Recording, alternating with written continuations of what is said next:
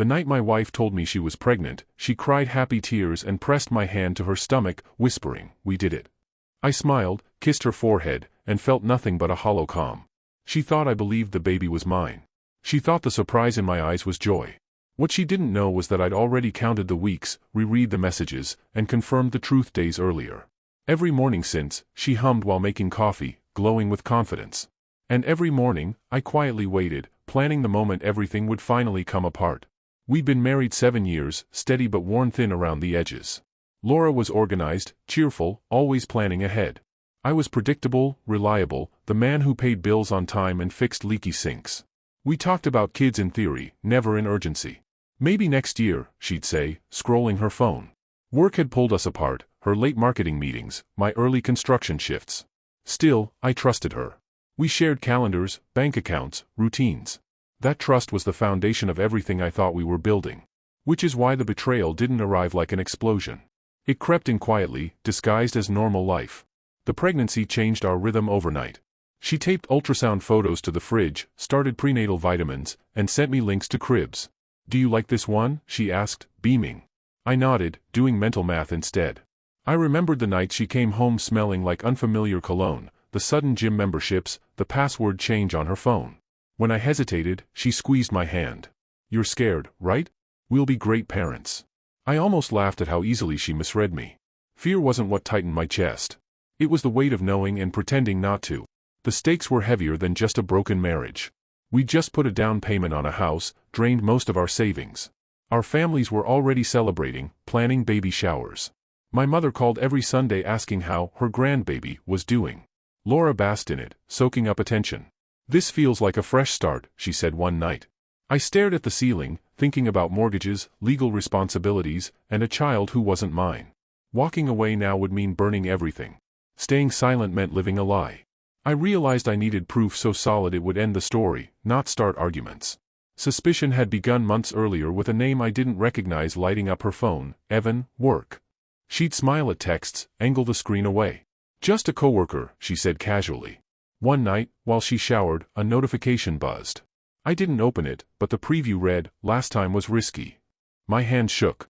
I confronted her gently. "You seem distracted lately." She laughed. "Pregnancy brain already?"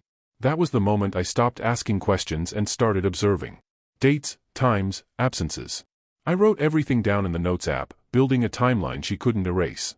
The clues stacked up fast. Credit card charges at a hotel near her office. Calendar blocks labeled "client meeting" that never appeared on her LinkedIn updates. When I asked why she'd been late, she kissed my cheek. "You worry too much." I pulled phone records and saw dozens of calls to Evan, always during her supposed meetings. The final piece came accidentally, through her sister. "So how long have you known Evan?" she asked over brunch, then froze. Laura's smile vanished. "What are you talking about?" I said nothing, just watched panic flash across Laura's face. That silence confirmed everything. I scheduled a paternity test without telling her. A doctor friend explained options, legal steps, timing. I waited until she was asleep, then compared dates again. The conception window didn't match me. At all. When the results came back, I didn't feel anger. I felt clarity. I printed them, folded the paper, and hid it in my work bag. For weeks, I played my role. I rubbed her back when she felt sick. I listened to baby name debates. "You're going to be such a good dad," she told me once. I nodded, already knowing I wouldn't be that child's father. Waiting became its own test. Some nights I wanted to shout, to throw the truth at her feet. But I needed control. I watched her lie easily to friends, to family, to me. She planned a gender reveal, booked a photographer, posted smiling selfies. I texted Evan once from her phone while she slept, "We need to talk." He replied instantly, "I thought you told him." That was the moment I decided the confrontation wouldn't be loud. It would be precise. I set a date, invited both families to dinner, and told Laura it was to celebrate the pregnancy properly. The night arrived. Everyone gathered around our dining table, candles lit, food untouched. Laura squeezed my arm. "Say something," she whispered. I stood, heart steady. "There's something we need to clear up before this goes any further." She laughed nervously. "You're scaring me." I pulled the envelope from my bag and slid it across the table. "I know the baby isn't mine." Silence swallowed the room. Her mother gasped. Laura's face drained of color. "That's not funny," she said. I shook my head. "It's not a joke. It's a fact." She stammered excuses. You don't understand. It was one mistake.